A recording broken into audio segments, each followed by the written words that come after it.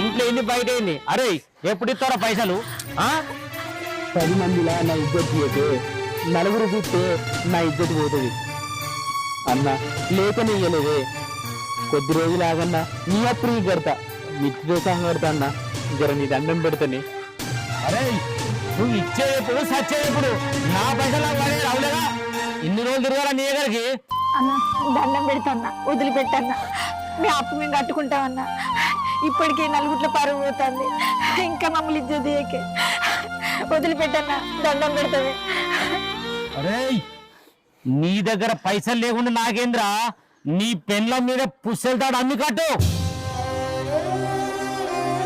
అన్న నువ్వు పైసలు ఇచ్చినవే, ఇయ్యలేదని నేను అంటున్నానా? ఊరలు ఏడుపో, పాలలు ఏడుపో, నా బతుకు ఇట్లా అయింది. నువ్వు మందులు ఇచ్చినా, ఆ మందులతో చేనులో కొట్టినా కూడా పంట రాలేదే. పురుగు కలిగి పంట